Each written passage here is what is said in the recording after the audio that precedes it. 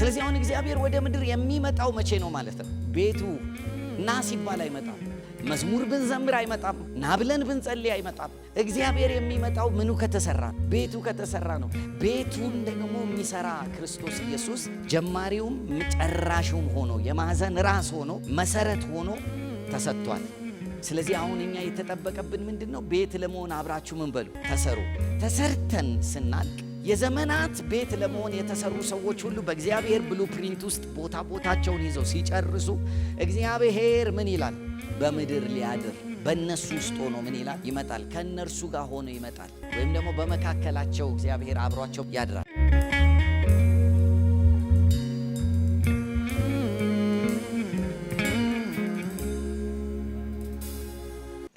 ኦሪት ዘጸአት ላይ አንድ ጊዜ እናውጣ ከመጽሐፍ ቅዱሳችን። ኦሪት ዘጸአት መጽሐፍ ምዕራፍ 40 ቁጥር 17 ቁጥር 1 መጀመሪያ እናንብበው። ምዕራፍ 40 ቁጥር 1 ላይ እግዚአብሔርም ሙሴን እንዲህ ሲል ተናገረው። ከመጀመሪያው ወር በፊተኛው ቀን የመገናኛውን ድንኳን ማደሪያ ትተክላለህ። ከመጀመሪያው ወር በፊተኛው ቀን የመገናኛውን ድንኳን ማደሪያ ትተክላለህ። ቁጥር 17 ላይ እንዲህም ሆነ በሁለተኛው ዓመት በፊተኛው ወር በመጀመሪያው ቀን ማደሪያው ተተከለ። እግዚአብሔርም እንዳዘዘው ሙሴ ማደሪያውን ተከለ፣ በታቦት ውስጥ አኖረው ይላል። ከዛ ቁጥር 22 እግዚአብሔርም ሙሴን እንዳዘዘው ገበታውን በመገናኛው ድንኳን ውስጥ ከመጋረጃ ውስጥ በማደሪያው በሰሜን በኩል አኖረው ይላል። ቁጥር 24 እግዚአብሔርም ሙሴን እንዳዘዘው መቅረዙን በመገናኛው ድንኳን ውስጥ በገበታው ፊት ለፊት በማደሪያው በደቡብ በኩል አኖረ፣ ቀንዲሎቹንም በእግዚአብሔር ፊት። ቁጥር 26 እግዚአብሔርም ሙሴን እንዳዘዘው የወርቁን መሠዊያ በመጋረጃው ፊት አኖረ፣ የጣፋጩንም ሽቱ ዕጣን። ቁጥር 28 እግዚአብሔርም ሙሴን እንዳዘዘው በማደሪያው ደጃፍ። ቁጥር 30 እግዚአብሔርም ሙሴን እንዳዘዘው ድንኳንና በመሠዊያው መካከል ለመታጠቢያውም ውሃ ጨመረበት። ቁጥር 23 በማደሪያውና በመሠዊያው ዙሪያ አደባባዩን ተከለ፣ የአደባባዩንም ደጃፍ መጋረጃ እንዲሁ ሙሴ ስራውን ፈጸመ። የዕብራውያን ጸሐፊ ሲናገር ሙሴ በቤቱ ላይ የታመነ ሎሌ ነበር ይላል። ሙሴ የታመነበትን ሎሌነቱን፣ አገልጋይነቱን የዕብራውያን ጸሐፊ ሲያስቀምጠው ያስቀመጠበትን ሐሳብ አንድ ጊዜ ላንብብና አሁን ያነበብንበትን አነባበብ እንዴት የዕብራውያን ጸሐፊ እንደተመለከተው እንመልከት።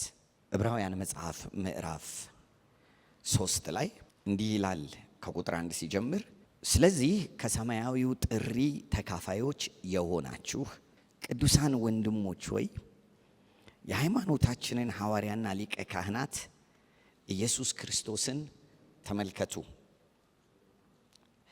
ሙሴ ደግሞ በቤቱ ሁሉ የታመነ እንደሆነ እርሱ ለሾመው የታመነ ነበረ። ከሰማያዊው ጥሪ ተካፋዮች የሆናችሁ ነው የሚለው። ስለዚህ ጥሪው ከየት ነው? ወደ ሰማይ ግን አይደለም። ከሰማያዊው ጥሪ ተካፋይ የሆናችሁ የሚለው ሐሳብ የሚያሳየው እናንተ ላይ የደረሰው ጥሪ ከየት ነው የመጣው? ከሰማይ ነው። ቮኬሽኑ የተሰጣችሁ ፐርፐስ የተሰጣችሁ መመረጥ ከሰማይ የመጣ ነው ይልና ከዛ በኋላ ከሰማይ የመጣውን ጥሪ እንዲህ አድርጎ ያስቀምጠዋል። የሃይማኖታችን ምን የእምነታችን ማለት ነው። የእምነታችን ምን ሐዋርያ የተላከ ነው። ከየት? ከሰማይ ወዴት? ወደ ምድር። ወደ ምድር የተላከውን ሐዋርያና ከዛ ደግሞ ምናችንን ሊቀ ካህናታችንን። ሊቀ ካህናታችን የሆነው የት ነው? በሰማይ ነው። ወደ ምድር የተላከ በምድር የተላከበትን ዓላማ ጨርሶ በሰማይ ምን የሆነን ሊቀ ካህን የሆነውን ክርስቶስን ምን በሉት ተመልከቱት ይልና ከዛ በኋላ አሁን እያሳየ ያለው የተላከ ሌላ ሰው ነበረ። ማን? ሙሴ። ሙሴም ሐዋርያ ሆኖ ምን ተብሎ ነበር? ተልኮ ነበረ። ሙሴ ሐዋርያ ሆኖ ሲላክ ከሙሴ ተልእኮ ጋር ደግሞ አብሮ ሌላ ሊቀ ካህን የተደረገ ነበር። አሮን። ስለዚህ ሙሴ ሐዋርያ ሆኖ ሲላክ አሮን ደግሞ ሊቀ ካህናት ሆኖ ምን ተብሎ ነበር? ተሹሞ ነበረ። በመታመን ይሄንን ነጸብራቅ አድርገው ነበረ። ግን ሙሴም ሆነ አሮን ከሰማይ ለተላከው ሐዋርያና ከሰማይ ለመጣው ሐዋርያ በሰማይ ላለው ሊቀ ካህን ምን ብለዋል? ሐዋርያነቱንም ሊቀ ክህነቱንም ለቀዋል። ተግባብተናል። በፊት እንደ ጥላ ሆነው ነበረ። አሁን ግን ሐዋርያነቱም ሊቀ ክህነቱም በኢየሱስ ክርስቶስ ምን ተብሏል? ተተክቷል። አሁን ከኔ ጋር እንድትሆኑ ፈልጋለሁ። የሙሴ ሐዋርያነትና የአሮን ሊቀ ካህናትነት ይሰራ የነበረው የትኛው ድንኳን ላይ ነው? በእጅ የተሰራው ድንኳን ላይ ነው። የኢየሱስ ክርስቶስ ግን ሐዋርያነትና ሊቀ ካህናትነት የሚሰራው ይልና አሁን አንድ ነገር እንድናይ እፈልጋለሁ። ከኔ ጋር ሆኑልኝ። ቤትን የሚያዘጋጀው ከቤቱ ይልቅ የሚበልጥ ክብርን እንዳለው መጠን እንዲሁ እርሱ ከሙሴ ይልቅ የሚበልጥ ክብር የተገባው ሆኖ ተቆጥሯል። ኦኬ። ስለዚህ ቤትን ምን የሚለው የሚያዘጋጀው ከቤቱ ይልቅ ምን የሚል የሚበልጥ ክብር እንዳለው ልክ እንዲሁ ከሙሴ ይልቅ የሚበልጥ ምን አለው? ማን? ክርስቶስ አይደል? እሺ። ከዛ በኋላ ምን ይላል? እያንዳንዱ ቤት በአንድ ሰው ተዘጋጅቷል። ሁሉን ያዘጋጀ ግን እግዚአብሔር ነው። ከዛስ ሙሴስ በኋላ ስለሚነገረው ምስክር ሊሆን በቤቱ ሁሉ እንደ ሎሌ የታመነ ነበር። ከዛስ ክርስቶስ ግን እንደ ልጅ በቤቱ ላይ የታመነ ነው። ያዙልኝ። ክርስቶስ በቤቱ ላይ ምንድን ነው? እንደ ልጅ ምን ያለ ነው? ሙሴ እንደምን? እንደ አገልጋይ፣ እንደ ሎሌ። የክርስቶስ ግን ምንድን ነው ማለት ነው? ስለዚህ የልጆች ቤት ተጀምሯል። እሱ እንደ ምንድን ነው? በቤቱ እንደ ልጅ ነው፣ የታመነ ነው። ሙሴ ግን እንደ ምንድን ነበር? እንደ ሎሌ ነበር ካለ በኋላ ግን አሁን እንድትይዙልኝ እፈልጋለሁ። እዚህ ጋር ተመልከቱ። የሙሴ ሐዋርያነት ለእስራኤላውያኖች ነው። የአሮን ሊቀ ካህናትነት ለእስራኤላውያኖች ነው። የክርስቶስ ሐዋርያነት ከኔ ጋር ናቸው። ለአዲሱ ፍጥረት ለእግዚአብሔር ልጆች ነው። እንደገና ሊቀ ክህነቱም ለቤቱ ልጆች ነው። ከዛ በኋላ ሲናገር እንደዚህ ይላል፣ እኛም የምንደፍርበትን የምንመካበትን ተስፋ እስከ መጨረሻው አጽንተን ብንጠብቅ። ስለዚህ ቤቱ ማን ነው? መጽሐፍ ቅዱስ ቤቱን ማን ነው የሚያደርገው? የዕብራውያን ጸሐፊ ሲናገር እኮ ሙሴና አሮን ተባብረው በምድር የሰሩት ነገር በእስራኤል መካከል ማን እንዲያድር ነው? እግዚአብሔር እንዲያድር ነው። ስለዚህ የአሮንም የሙሴም ትብብር በሚታየው ድንኳን ውስጥ እግዚአብሔር አድሮ ከእስራኤላውያኖች ጋር በመካከላቸው ምን ሆኗል? እንዲኖር ረድቶታል፣ አስተናግቶታል።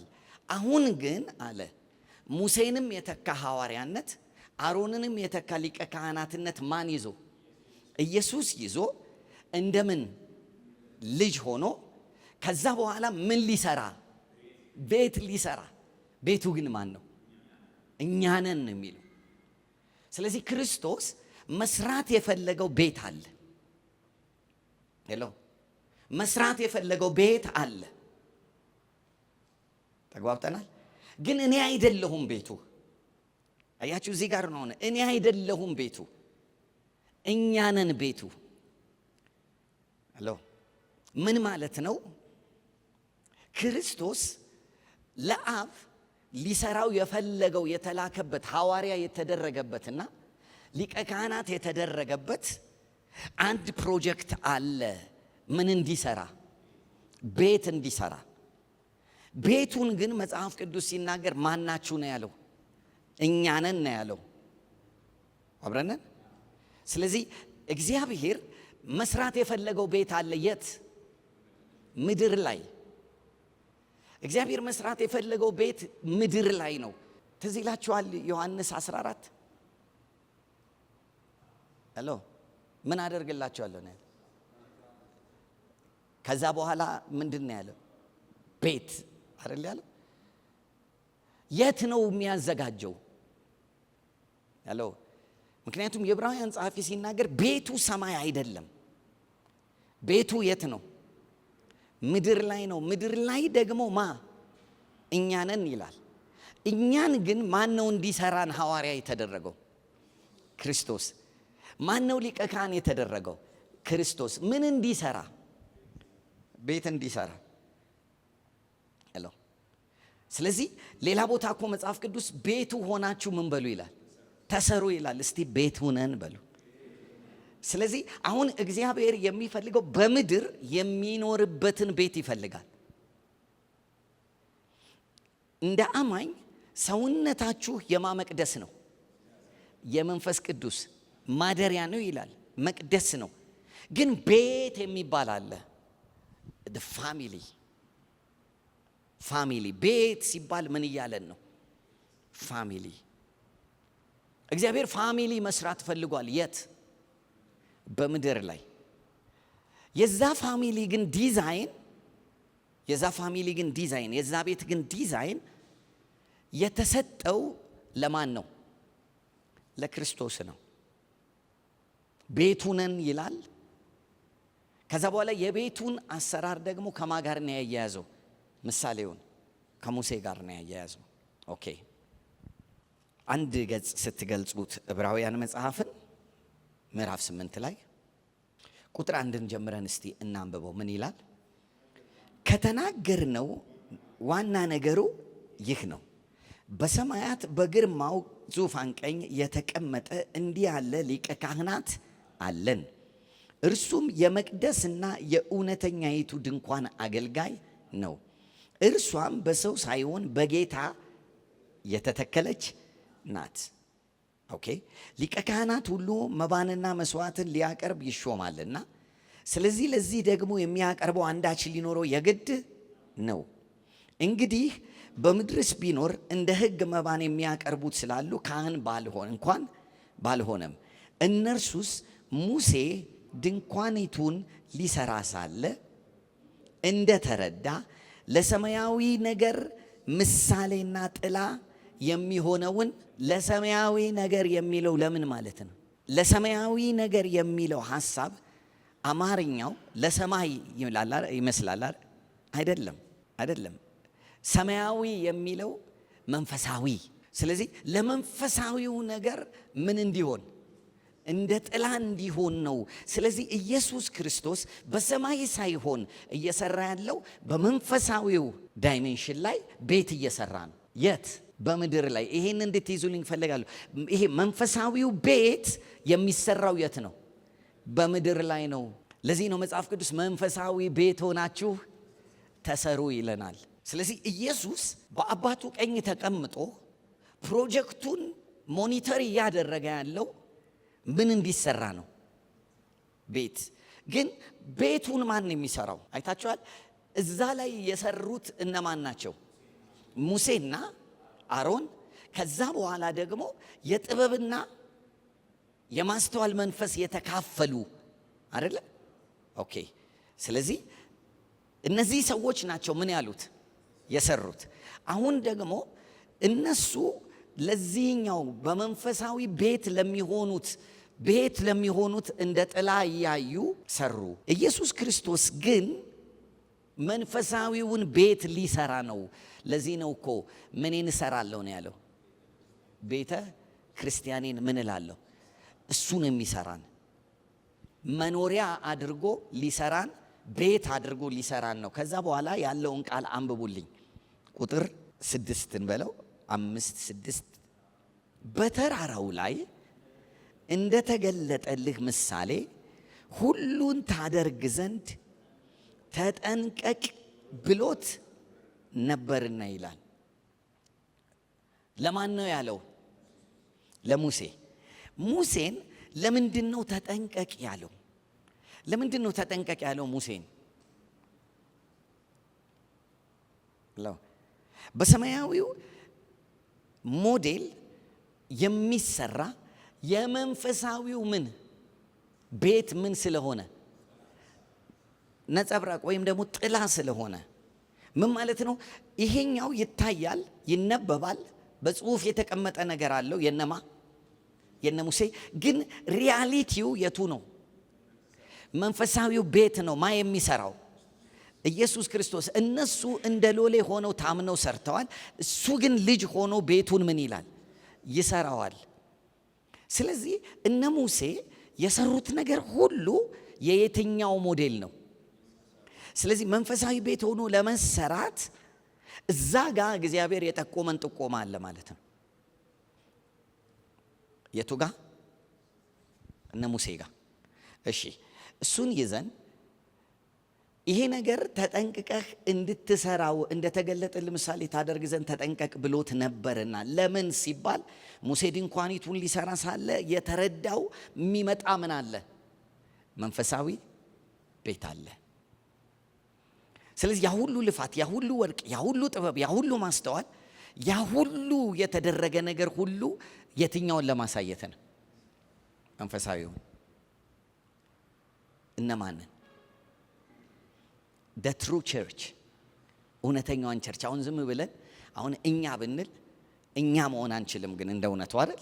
የተሰራ ነው። እኛ የተሰሩት እኛ ስንሆን ነው። ምክንያቱም መንፈሳዊ ቤት ለመሆን ምን በሉ ስለሚል ተሰሩ። የተሰሩት ነን እኛ ስንል በደፈናው እንደፈለግን እየኖርን ያለነው እኛ አይደለም። ምን ለመሆን? ቤት ለመሆን ምን እያለን ያለነው? እየተሰራን ያለነውን ነው ቤቱ የሚለን እንጂ እንደፈለግን የምንኖረውን ቤቴ ሊለን አይችልም። ስለዚህ እግዚአብሔር አሁን ምን እየፈለገ ነው ማለት ነው? ቤት እየፈለገ ነው። ኢየሱስም የተሰጠው አሳይመንት ምን መስራት ነው? ቤት መስራት ነው። መንፈስ ቅዱስ የተተወው በምድር ላይ ምኑን ለመስራት ነው? ቤቱን ለመስራት። የት ነው ቤቱ የሚሰራው? በምድር። በሰማይ የሚሰራ ቤት የለም። እግዚአብሔር ሰማይን እንዴት እንደጻፈው ኢሳይያስ ሲነግረን እንዲህ አለ። ታስታውሱታላችሁ እሱን ጥቅስ? ሰማይ ምኔ ነው? ቤቱ አይደለም። ሰማይ ምኑ ነው? የእግዚአብሔር ቤት ሰማይ አይደለም። እግዚአብሔር የፈለገው እንዲህ ነው። አውቃለሁ አንድ ጸሎት አለ በሰማይ ምን የምትል የምትኖር ምናችን አባታችን ሆይ። አሁን ይሄ ጸሎት ለዘላለም የምንጸልየው ጸሎት እንዳልሆነ ታውቃላችሁ። ይሄ ጸሎት ራሱ ይሻራል። ታምናላችሁ? ይሄ ጸሎት የሚሰራው እስኪመጣ ነው። ላሳያችሁ። ኦኬ ላሳያችሁ። አንድ ጊዜ ኢሳይያስን አንብበን ከዛ በኋላ ነው የምንሄደው። 66 እግዚአብሔር ምን አለ? ሰማይ ምኔ ነው? እሺ ቆይ አነጋገሩን እዩት። ሰማይ ምኔ ነው? ዙፋኔ ነው። ከዛስ ምድር ደግሞ የእግሬ መረገጫ ናት አለና ከዛስ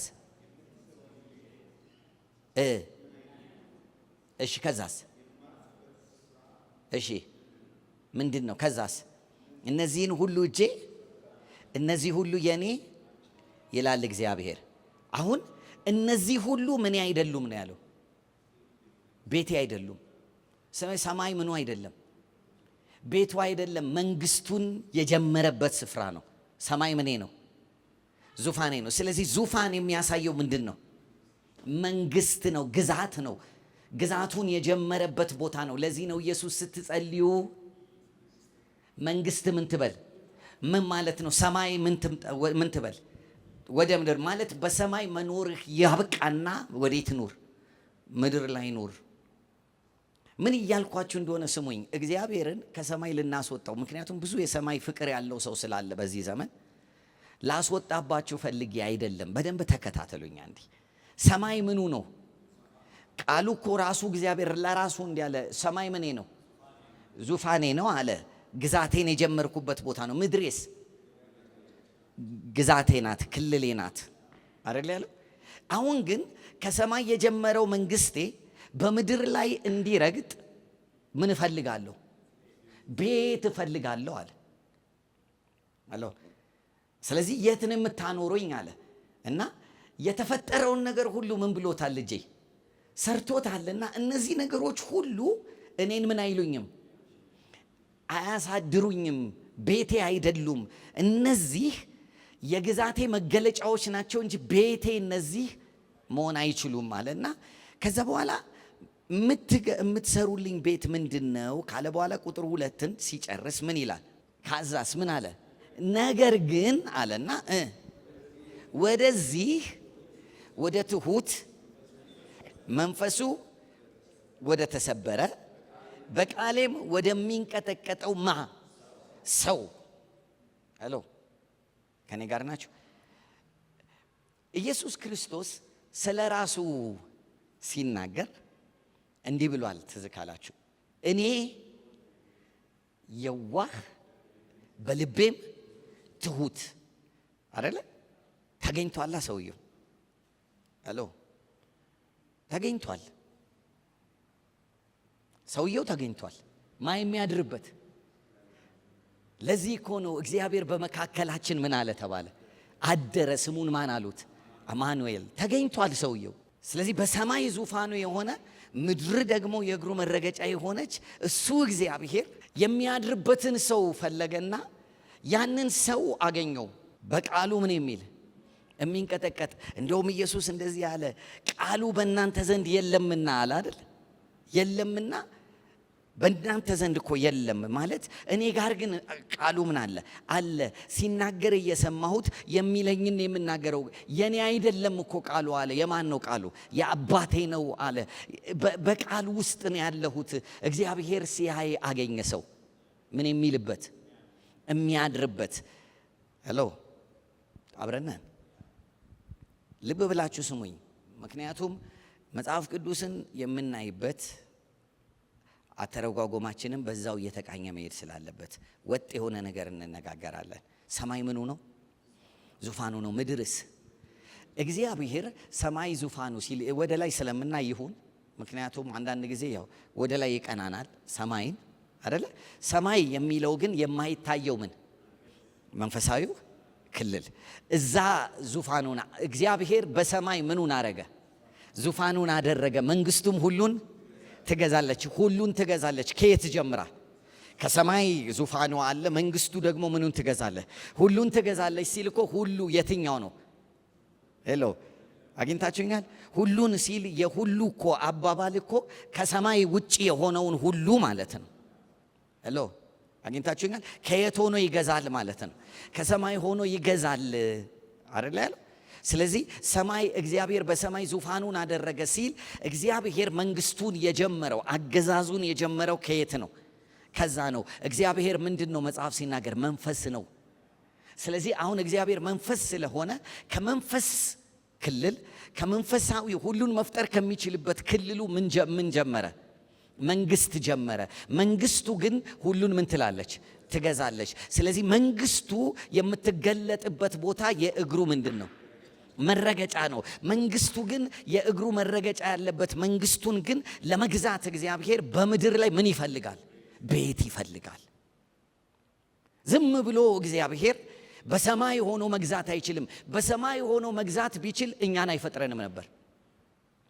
የሰውን ልጅ በምድር የፈጠረበት ቤት ፍለጋ ነው። እግዚአብሔር ከሰማይ ሆኖ መግዛት ስለማይችል ሳይሆን በምድር ላይ እግዚአብሔር ፈቅዶ አገዛዝን ሊያደርግ የፈለገው በሰው ነው። ሄሎ በሰው ነው። ስለዚህ እግዚአብሔር መንግስቱን በምድር የጀመረው በማን ነው? በሰው ነው። ከዛ በኋላ እግዚአብሔር ያ በመንግስቱን የጀመረበት ሰው ሲወድቅ ሌላ ፈለገ። ምን የሚል? በልቡ የዋህ ትሁት የሆነ በቃሉ የሚንቀጠቀጥ ምን ፈለገ? ሰው ፈለገ። ያንን ሰው እግዚአብሔር ሲያገኘው በዛ ሰው ምን ሊያደርግ? መንግስቱን በምድር ላይ ሄሎ ከኔ ጋር ናችሁ? አብራችሁኝ ነው። ስለዚህ እግዚአብሔር ራሱ ሲነግረን ምንድን ነው ያለን? ሰማይ ምኔ ነው? ዙፋኔ ነው፣ ቤቴ ነው አላለንም። አያችሁ፣ የብዙዎቻችን ችግር ሰማይን የማቤት አድርገነዋል። ስለዚህ የት ነው የምንሄደው? ሰማይ የእግዚአብሔር ቤት አይደለም። ሰማይ አትበሳጩሽ፣ አይዟችሁ፣ ግድ የለም። ምክንያቱም ከመጽሐፍ ቅዱስ ጋር የተጋጨው አይደለም። እግዚአብሔር ሰማይን ቤቴ ብሎ ጠርቶት አያውቅም። ሲጀመር እግዚአብሔር የሚፈልገው ፋሚሊ ነው እንጂ ስፍራን አይደለም። የሆነ ይሄ ጂኦግራፊካል ዲሜንሽን የለውም። እግዚአብሔር አባት ነው። አሜን። ምን ማለት ነው አባት? ቤተሰብ ያለው ማለት እኮ ነው። ስለዚህ ቤት ሲባል ሁሌ ቤተሰብ እንጂ የሚመጣው እግዚአብሔር ጋር ግንባታ እኮ የሆነ አይደለም። እኛ ደግሞ የሚታየን ሁል ጊዜ ምንድን ነው? እንዲህ የሆነ አይነት ከዛ በኋላ ምን ያለበት የሆነ መንገዱ አውራ ጎዳናው አይደለ? እኔ ማንም አይከለክላችሁም፣ እሱ እንዳለ ይሁን። ግን እንዲህ አይነት ነገር አታስቡ። እግዚአብሔር እኛ ምኑ ነን አለ? ቤቱ ነን ካለ እኛ ምኑ ነን ማለት ነው? ፋሚሊው ነን። የሚገኝበት ቦታ ይሆናል ማለት ነው። ሄሎ ግን እግዚአብሔር ዙፋኑን ገዛ አደረገ። ከዛ እግሩ መረገጫ እዚህ ጋር ነው አለና ከዛ ኦኬ፣ እንደዛ ከሆነ እግዚአብሔር ለምን ቤት ይፈልጋል? ቤት የለኝም እኮ ነው ያለው። ዙፋን ግን አለኝ። ሄሎ ግዛትም አለኝ፣ ግን ምን የለኝም? ቤት ምን የምልበት።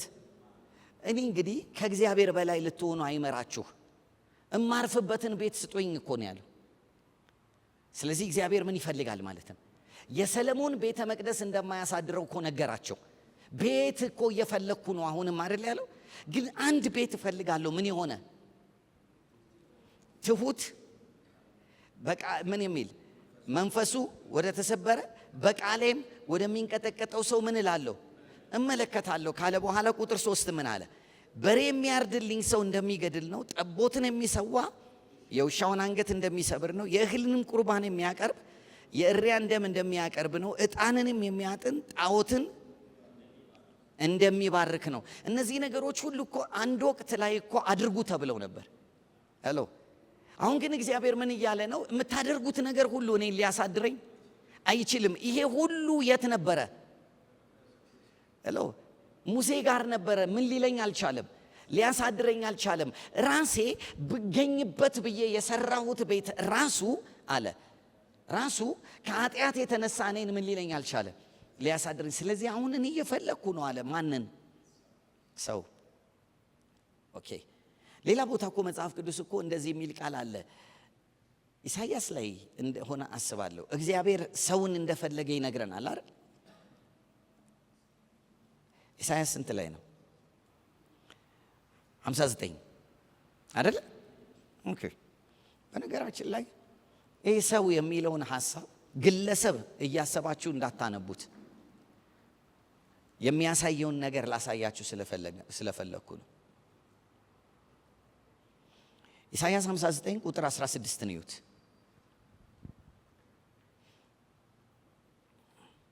ምን ይላል? እግዚአብሔርም አየ፣ ፍርድም ስለሌለ ምን አለ? ተከፋ። ከዛስ ሰው እንደሌለ አየ። ቆይ አሁን ጥያቄው ሰው የለም ነው እንዴ? ሰዎች እኮ ነበሩ፣ ሰው ነው የሌለው። ሄሎ ሰዎች እኮ ነበሩ፣ ሰው ነው የሌለው። ወደ ምድር አየ፣ ተመለከተ፣ ፍርድ ስለሌለ ተከፋ። እግዚአብሔር ሲከፋው አስቡ።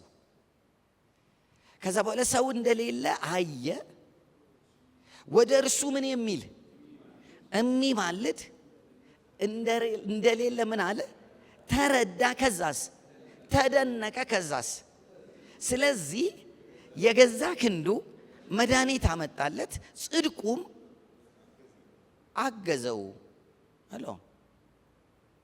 ጽድቅን እንደ ጥሩር ለበሰ፣ በራሱም ላይ የማዳንን ራስ ቁር፣ የበቀልንም ልብስ ለበሰ፣ በቅንዓትም መጎናጸፊያን።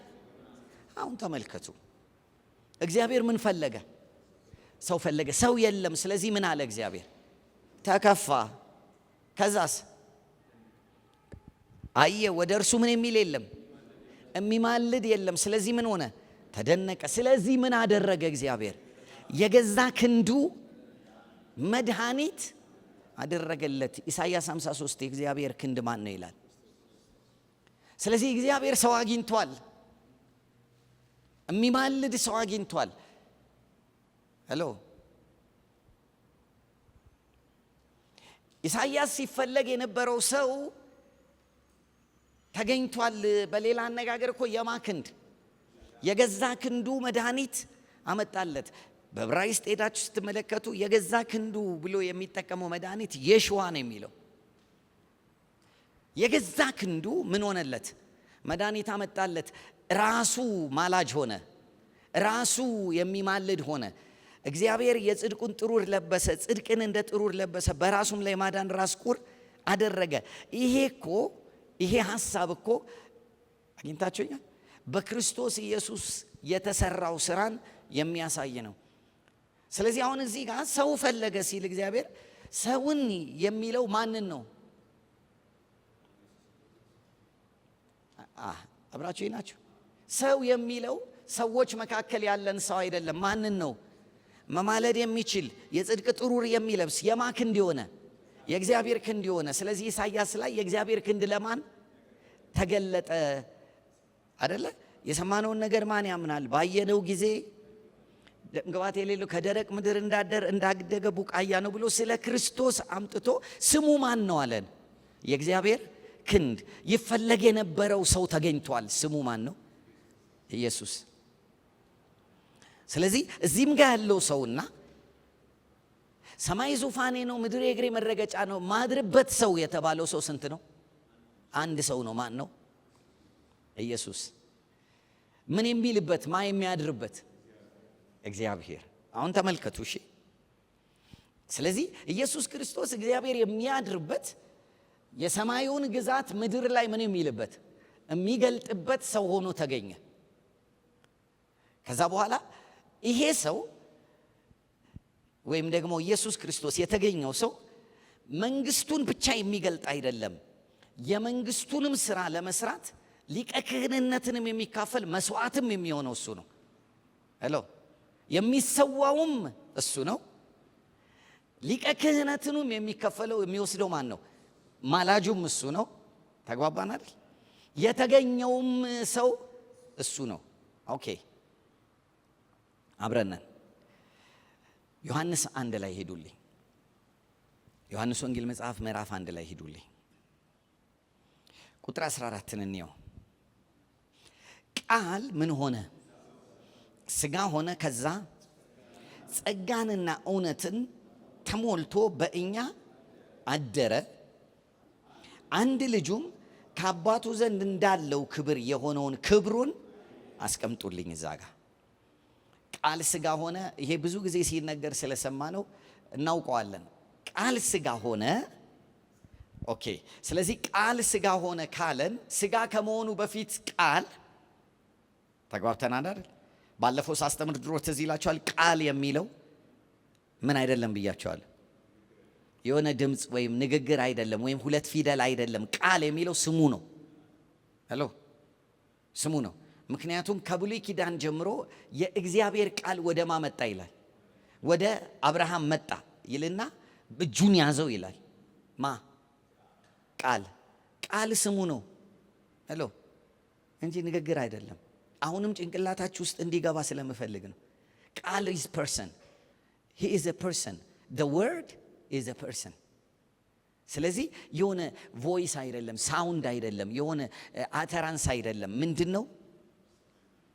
ፐርሰን ነው። He is a person. ስለዚህ የእግዚአብሔርም ቃል ወደ ሳሙኤል መጣ። ሳሙኤልን ጠራው፣ ወደ ኤሊ ሮጠ፣ ደግሞ ጠራው፣ ወደ ኤሊ ሮጠ። ሶስተኛ ላይ እንዲህ አለ፣ የእግዚአብሔርም ቃል መጥቶ ቆመ ይላል። ሄሎ የሚቆም ምንድን ነው? ሄሎ ቃል ሄሎ አብርሃምን እጁን ይዞ የእግዚአብሔር ቃል ምን አለው ይላል? አወጣው። ሄሎ እኔ ጋር ናቸው። የእግዚአብሔርም ቃል ወደ እኔ እንዲህ ሲል መጣ፣ ኤርሚያስ ሆይ ምን ታያለህ ምናምን አለውና ከዛ በኋላ የእግዚአብሔር ቃል አፌ እንዳሰሰኝ ይላል። ሄሎ እጅ አለው። ይህ ቃል የሚሉት ንግግር አይደለም። ቃል የሚሉት ወሬ የሆነ አይደለም። ቃል ምንድን ነው? ግን መጽሐፍ ቅዱስ ሲናገር አሁን ቃል በማን ዘንድ ነበር? በእግዚአብሔር ዘንድ ነበር። ከማን ጋር ነበር? ከእግዚአብሔር ጋር ነበረ። እና ከዛ ዲስከሽን አለ። ሰማይ ዙፋኔ ነው፣ ምድር እግሬ መረገጫ ነው፣ ቤት የት ነው የምናገኘው ሲል ማን ይሰማል? ቃል ይሰማል። አባት ቤት ፍለጋ ላይ ነው፣ ቤተሰብ እንፈልጋለን አለው። ማን አለ? ቃል አለ። ከዛ በኋላ ምን አይነት ሰው ነው የሚፈለገው ሲባል የዋህ፣ በልቡ ትሁት፣ በመንፈሱ የተሰበረ፣ በቃሌ ምን የሚል የሚንቀጠቀጥ። ማን ያሟላል? ኦኬ። ከዛ በኋላ ስለ ሰዎች ሁሉ የሚማልድ በመካከል የሚገባ ነው የሚያስፈልገው። ማን ያሟላል? ማንና ማን ናቸው የሚያወሩት? አብ፣ ቃል፣ መንፈስ ቅዱስ። ጉባኤው እያወራ ያለ ቃል እንደዚህ አለ፣ እኔ ምን ሆናለሁ? ስጋ ሆናለሁ። ሳብራራላችሁ ነው። ምክንያቱም ቃል ምን ሆነን የሚለው ምን ማለት ነው? ቃል ከነበረበት ከዛ ማንነቱ ወደ ምን መጣ? ወደ ስጋነት መጣ። አብራችሁ ናችሁ። የተጀመረ አይደለም፣ የነበረ ነው። ከዛ ይሄ ፕሮግራም ለመፈጸም ሲታይ እግዚአብሔር ሲከፋው አየ። አባቱ ሲከፋው ሲያይ ምን አለ? እኔን ላከኝ አለው። እኔ ሄዳለሁ አለው። ለዚህ እኮ ነው መጽሐፍ ቅዱስ ሲናገር አብ የላከውን አይደል? እርሱን አብ እንደላከኝ እንድታምኑ የተላከ እኮ ነው። ሐዋርያ ነው። ሄሎ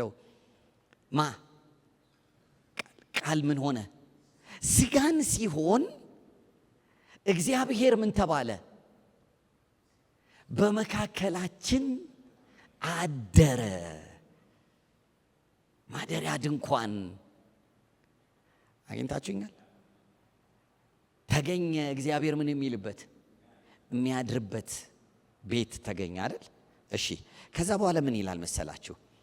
አንድ ልጅ ከአባቱ ዘንድ እንዳለው ክብር የሆነውን ክብሩን አየን። አሁን ዮሐንስ ነው የሚያወራው አይደል?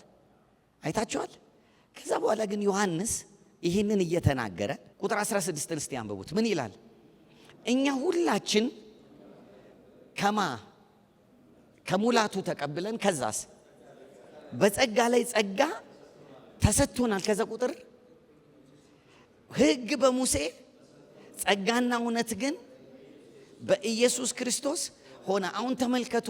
ወዲያው ሙሴን አመጣውና ሙሴ ሕግን ሲሰጠን አብሮ ሕግና ሙሴ ያመጡት ደግሞ ምንድን ነበር? ማደሪያ ነበረ። ያ ማደሪያ የማደሪያ ተብሎ ነበር። ግን የማንን ክብር እንድናይበት ሙሉ ለሙሉ አላስቻለንም? የእግዚአብሔር። ምክንያቱም ክብሩ ተሸፍኖ ነው ያለው። አሁን ግን ሌላ ማደሪያ መጥቷል። ስለዚህ የእግዚአብሔር ቤት በምድር ተገኝቷል። የእግዚአብሔር ማደሪያ ሆኖ ማመጣ ቃል፣ እሱ ጋር ነን መጀመሪያ። ስለዚህ አሁን ዮሐንስ እያስተያየ ነው። ያን ጊዜ ሙሴ ጋር የታየ ክብር እንደነበረ ይታወቃል። እኛ ግን እያየን ያለነው ክብር ይበልጣል እያለ ነው። እሺ እንደዚህ ከሄድን መጀመሪያ ያስነበብኳችሁ ክፍል ዘጸአት ላይ ተመለሱልኝና ላሳያችሁ የፈለኩት ነገር ስላለ ነው። ከዛ በኋላ ከኛ ጋር አገናኘዋለሁ።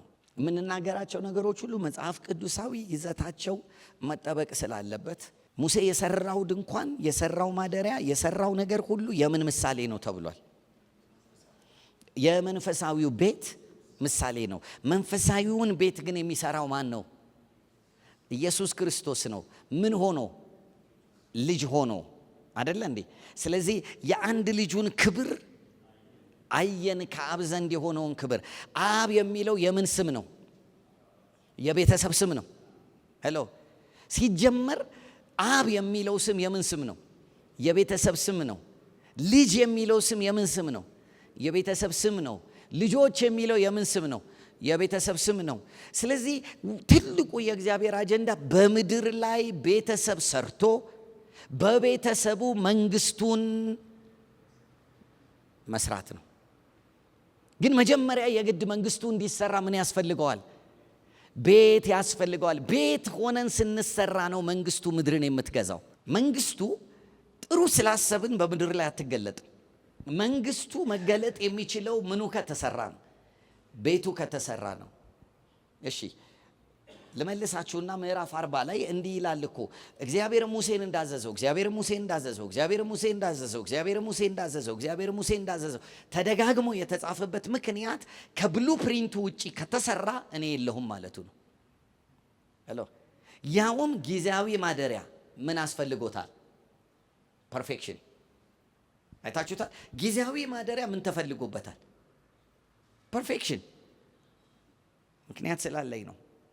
ጊዜያዊ ማደሪያ፣ የሚሻር ማደሪያ፣ የሚተው ማደሪያ፣ ሄሎ የሚተካ ማደሪያ በጣም ፐርፌክሽን ፈልጓል። በምን ተሰርቷል?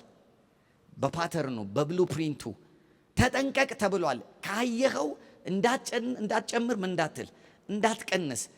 ለምን ሲባል እየሰራ ያለው ቤት አለው ማን እንዲያድርበት ነው? እኔ እንዳድርበት ነው። እኔ እንዳድርበት የሚገባኝ ቤት ራሴ ነኝ። እኔ ልኬን የማውቀው ነው አይደል? ስለዚህ አደባባይ ቅድስተ ቅዱሳን አድርጎ እግዚአብሔር ምልክት ሰጠው። ዕብራውያን መጽሐፍ ላይ ግን ስትሄዱ አደባባይን ያጠፋዋል። አደባባይ አይኖርም። ወደፊት አስተምርበታለሁ። ግን አደባባይ ይጠፋና ቅድስተ ቅዱሳን ራሱ ስንት ክፍል ይሆናሉ? አንድ ይሆናሉ። ሄዳችሁ ምዕራፍ 9ን አንብቡት። ምክንያቱም አደባባዩ የሚያሳየው ሐሳብ የክርስቶስ ኢየሱስን የመስቀሉ ምንድን ነው? ሞት ነው። ኦልሬዲ ተሰርቷል። አንድ ጊዜ ቤዛና መድኃኒት ሆኖ ኢየሱስ ክርስቶስ ምን ብሏል? ታርዷል። አሁን የቀረው የቱ ነው? አደባባይ አይሰራም። አደባባይ ከተሰራ 2000 ዓመት አልፎታል።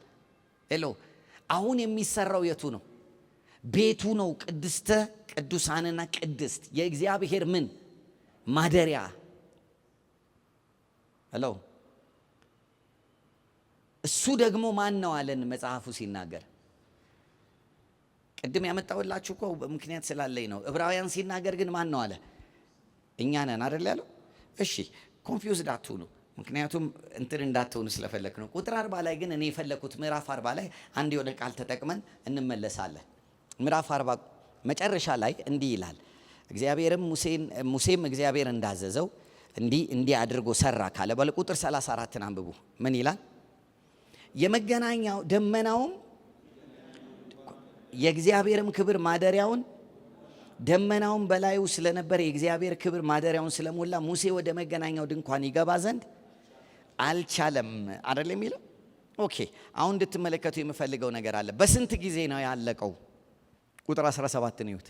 በ2 ዓመት አይደለም፣ በሁለተኛው ዓመት በፊተኛው ወር። ስለዚህ ገና አልተጀመረም።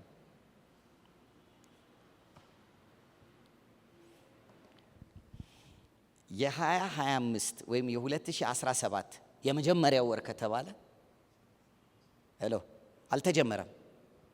ገና ምን ሊል ነው? ሄሎ ማደሪያ ድንኳኑ ተሰርቶ አልቆ የተተከለው መቼ ነው? በሁለተኛው ምን ዓመት በስንተኛው ወር? በፊተኛው ወር። እና ከዛስ እንደ በደንብ መጽሐፍ ቅዱስ ሲናገር ምክንያት ስላለው ነው። በሁለተኛው ዓመት በመጀመሪያው ወር በመጀመሪያው ቀን ካለ ከየት ተነስቶ ነው የቆጠረው?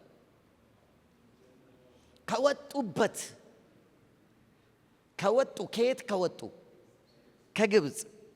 ከግብፅ ከወጡ በስንተኛው? በሁለተኛው ዓመት በመጀመሪያው ወር በመጀመሪያው ቀን። ስለዚህ በስንት ጊዜ? አንድ ዓመት አይደል? 1 ዓመት አይደለ? ኦኬ። ከዛ ላስቀንሳችሁ። ዘጸአት መጽሐፍ ምዕራፍ 19 ላይ ሄዱልኝ። ሂሳብም መማር አለብን። እግዚአብሔር ይመስገን። አጠገባቸው ያለው ሰው ለገንዘብ ብቻ አይደለም ለእግዚአብሔርም ቃል ሂሳብ ያስፈልጋል በል።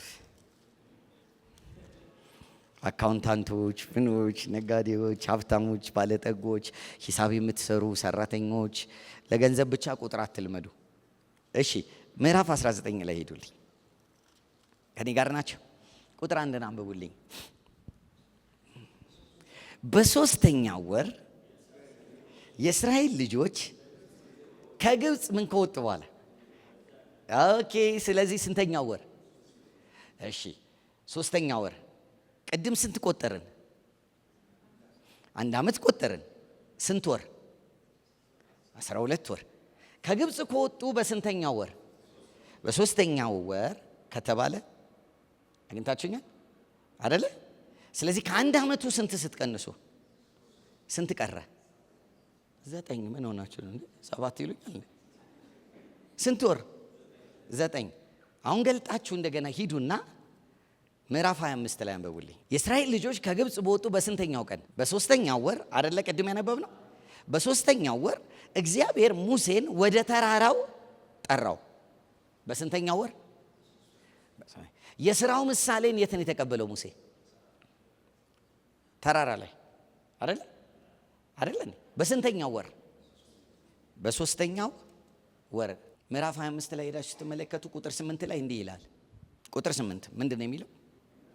በመካከላቸው አድር ዘንድ መቅደስ ይስሩልኝ።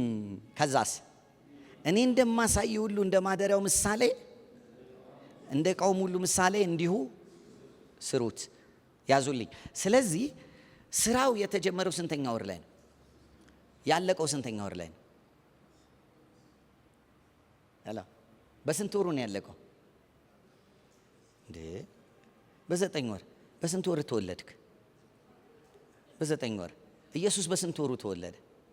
በ9 ወር። ማደሪያው ተሰርቶ ያለቀው በስንት ወር ነው? ኤግዛክት ነው። ሄሎ የእግዚአብሔር ማደሪያ በ9 ወሩ ነው ተሰርቶ ያን ጊዜ ምን ያለው ያለቀው። ሄሎ የሰው ልጅ ሁሉ ተረግዞ የሚወለደው በስንት ጊዜ ነው? ስለዚህ ሰው የተፈጠረው የማማደሪያ ሊሆን ነበር፣ የእግዚአብሔር ማደሪያ ሊሆን ነበር። የእግዚአብሔር ማደሪያ ሰማይ አይደለም። የእግዚአብሔር ማደሪያ ማን ነው? ሰው ነው። ግን ያ ሰው ግን ማደሪያ ለመሆን ስላልወደደ የመጀመሪያው ሰው ይሄንን ፕሮጀክት ፌል ስላደረገ እግዚአብሔር ሌላ ሰው ምን ማለት ነበረበት? ማምጣት ነበረበት። ስለዚህ ያም ሰው ማደሪያ የሚሆነው ሰው ትሁት የሆነው ሰው በቃሉ የሚንቀጠቀጠው በመንፈሱ የተሰበረው ሰው ከሙሴ ቤት ክብር ይልቅ እሱ ውስጥ ያለው ክብር የበለጠው ሰው በስንት ወሩ ነው ተሰርቶ የመጣው? በ9 ወሩ። መንፈስ ቅዱስ በአንቺ ላይ ይመጣል፣ የልዑልም ኃይል ይጸልልሻል፣ ከአንቺ የሚወለደው የእግዚአብሔር ልጅ ይባላል ተብሎ ማርያም ስፔሻል በሆነ እርግዝና ውስጥ አልፋ የሆነ ወራት አስቆጠረ። ኤግዛክትሊ በስንተኛ ወር?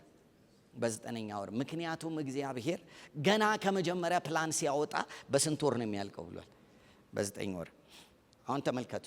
ስለዚህ በክርስቶስ ኢየሱስ እግዚአብሔር ሊያድር ማደሪያ ሊሆን ኢየሱስ ክርስቶስ ወደ ምድር መጣ። ምን ሊሆን? ኢየሱስ የእግዚአብሔር ማደሪያ። የት? በምድር።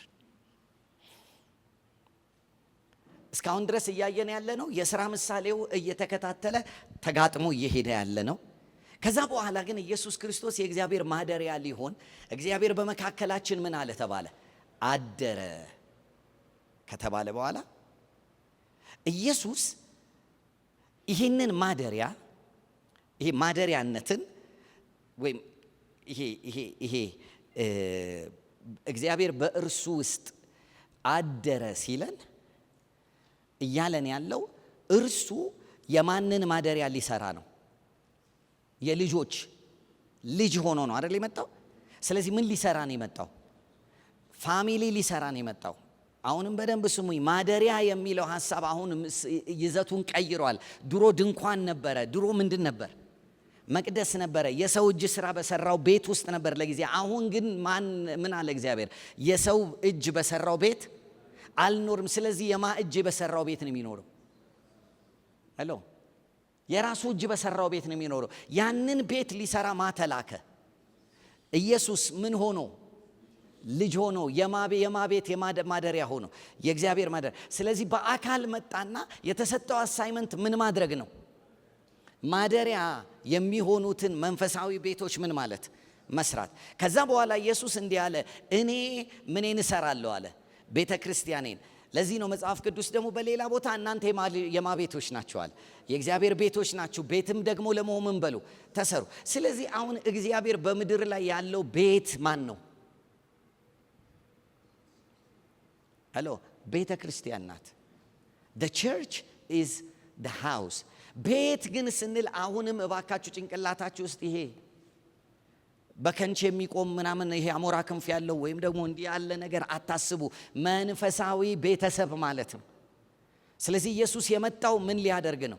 ቤተሰብ ሊሰራ ነው። አሜን። አብረነን ዕብራውያን መጽሐፍ ምዕራፍ 2 ላይ ያለውን እንይና እንጨርስ። ቁጥር 10 ምን ይላል? ብዙ ልጆችን ወደ ክብር ሲያመጣ የመዳናቸውን ራስ እሱን ኢየሱስ ክርስቶስን ማለት ነው በመከራ ይፈጽም ዘንድ ከእርሱ የተነሳ ሁሉ በእርሱ ሁሉ ለሆነ ለእርሱ ተገብቶታል። ከዛስ የሚቀድሰውና የሚቀደሱት ሁሉ ከአንድ ናቸውና ስለዚህ ምክንያት ስምህን እነግራቸዋለሁ፣ በማኅበርም መካከል በዜማ አመሰግንሃለሁ። ደግሞም እኔ በእርሱ ደግሞም እነሆ እኔን እግዚአብሔር የሰጠኝ ልጆች ሲል ሊጠራቸው። ስለዚህ ኢየሱስ ክርስቶስ ሞቱንና ትንሣኤውን ከጨረሰ በኋላ ሁሉን ጨርሶ የጀመረው ምን አለው? ቤት አለው። ቤት ስንል እያልን ያለነው ምኑን ነው? ቤተሰቡን ነው። ከዛ እነዛ ቤት የሚባሉት ምኖች ናቸው? ልጆች ወይም ደግሞ ምኖቹ? ወንድሞቹ። ስለዚህ ኢየሱስ እንደዚህ አለ፣ እነሆ የሰጠኸኝ ምኖች?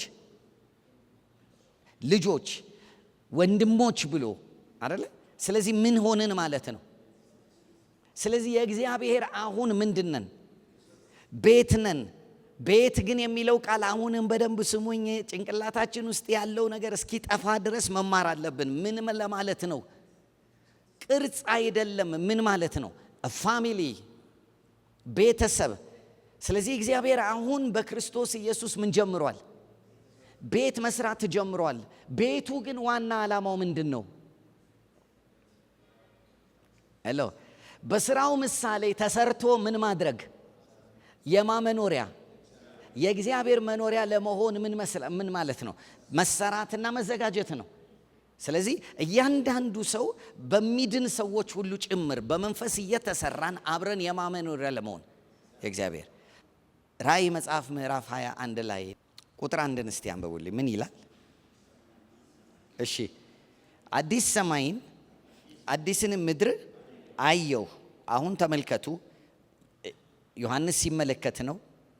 ከዛስ የታደሰ ሰማይ የታደሰ ምድር አየው። ከዛስ ፊተኛው ሰማይና ፊተኛይቱ ምድር አልፈዋል፣ ባህርም ወደፊት የለም። ከዛስ ቅድስቲቱ ከተማ አዲሲቱ ኢየሩሳሌም ለባሏ እንደተሸለመች ሙሽራ ተዘጋጅታ ከሰማይ ከእግዚአብሔር ዘንድ ስትወርድ አየው። አሁን እቺ ቅድስቲቱ ከተማ ምኑ?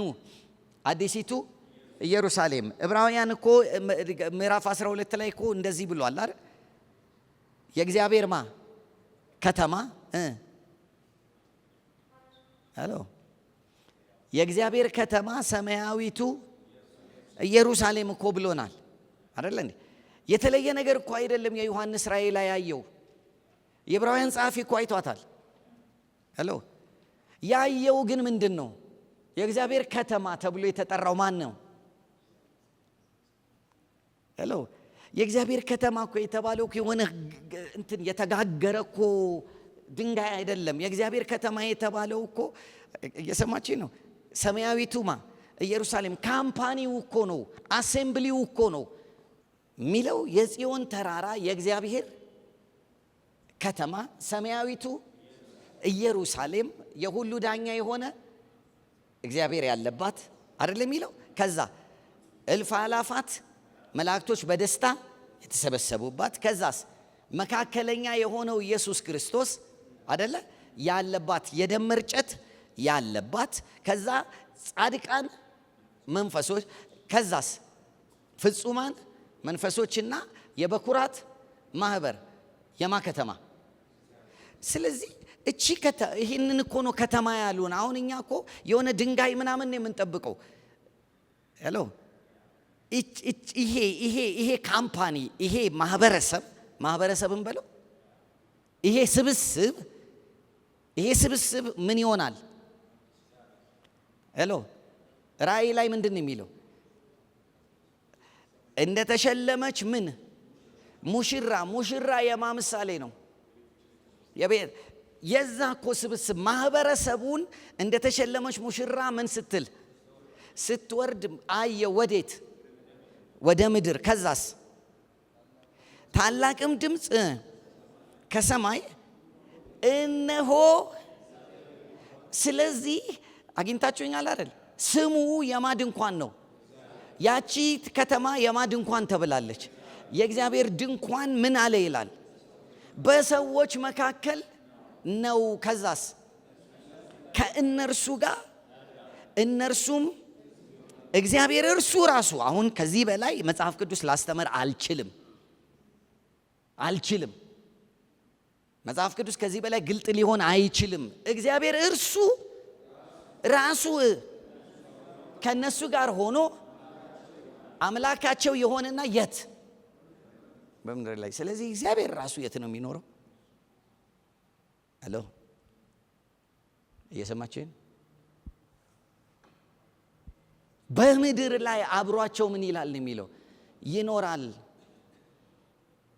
ግን ማህበረሰቡን የግድ ምን ማለት አለበት? እግዚአብሔር በመካከላቸው የሚኖርባቸውን ማህበረሰብ መስራት አለበት። ስለዚህ ኢየሱስ ክርስቶስ መጣና የነዚህ ሁሉ በኩር ሆነና የበኩራት ማህበር መስራት ጀመረ። ሄሎ ያ የበኩራት ማህበረሰብን መጽሐፍ ቅዱስ ሲናገር ምን ይለዋል? ቤተ ክርስቲያን ብሎ ይጠራታል። የሆነ ቦታ ላይ፣ ሌላ ቦታ ላይ ቤት ብሎ ይጠራታል። አግኝታችሁኛል? ስለዚህ አሁን እግዚአብሔር በምድር ላይ ሊያድር የሚችለው በማን ነው ማለት ነው? እንደ ቃሉ ትእዛዝ በተሰራ ቤት። ግን እኔ አይደለሁም። ሁላችንም አንድ ላይ ምን ከሆነ ከተሰራን፣ ግን በዲዛይኑ። ለዚህ ነው መጽሐፍ ቅዱስ እያንዳንዱ አማኝ እንደሚጋጠም በማዕዘን ራስ በክርስቶስ ኢየሱስ ሆኖ አይደለ? በምሳሌው ምን እንዲል እንዲያያዝ እየተጋጠመ ምን ለመሆን ያድጋል? ቤት ለመሆን ማደሪያ ለመሆን ያድጋል። ስለዚህ መንፈሳዊ ነን። መንፈሳዊ ህንፃ ለመሆን ምን በሉ ተሰሩ፣ መንፈሳዊ ማደሪያ ለመሆን ተሰሩ ይላል። ስለዚህ እግዚአብሔር አሁን በምድር ላይ ምን እየፈለገ ነው? ቤቱ ግን አልቲሜትሊ ሲያልቅ ምን ያሳድራል? የሙሴ ቤት ሲያልቅ ምን አሳደረ? ክብር። ልክ እንደዚህ ዮሐንስ ራእይ ምን አለ? ይቺ ቤት ታልቃለች። ቤቱ ያለቀ ጊዜ እግዚአብሔር በክብር በመካከላቸው ምን ይላል?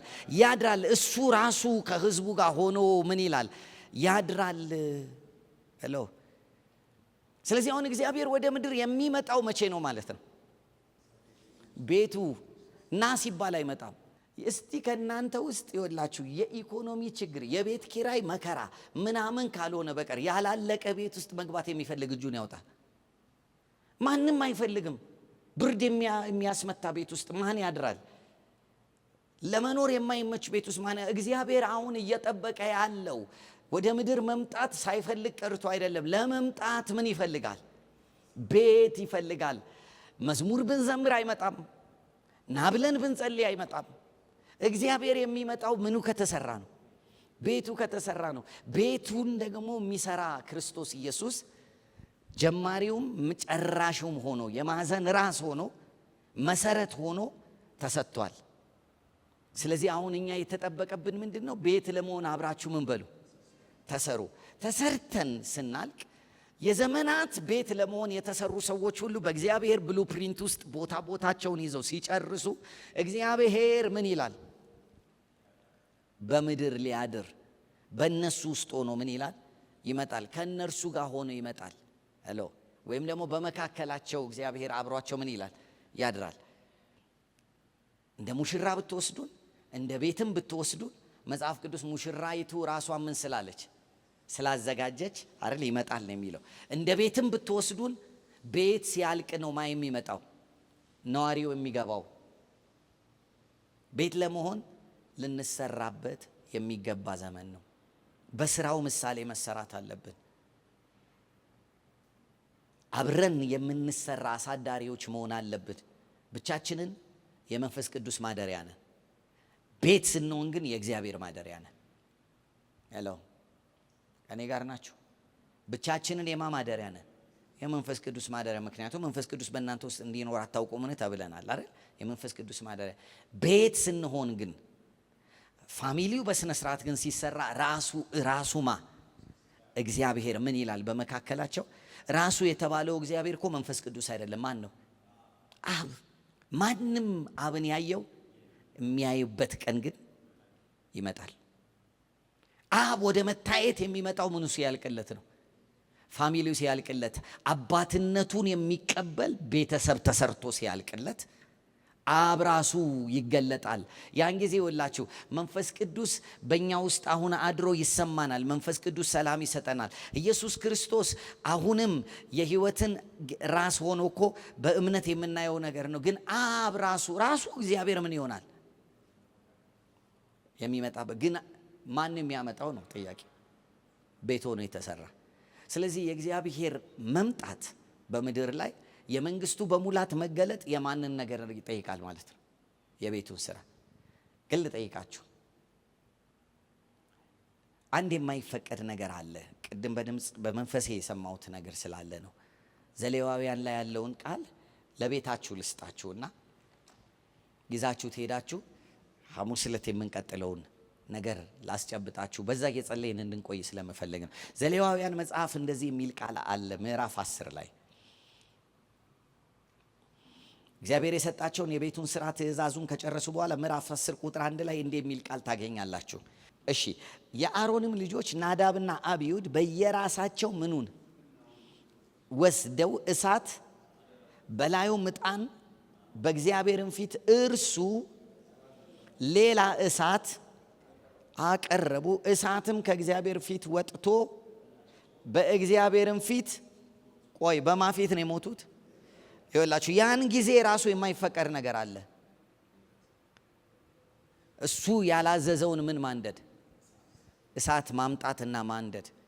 ከዲዛይኑ ውጪ የሆነ ነገር ሁሉ ያን ጊዜ ተቀባይነት አልነበረውም። ስለዚህ እግዚአብሔር እኔ ያላዘዝኩት እኔ ያለኮስኩትን እሳት ማንም መጠቀም አይችልም።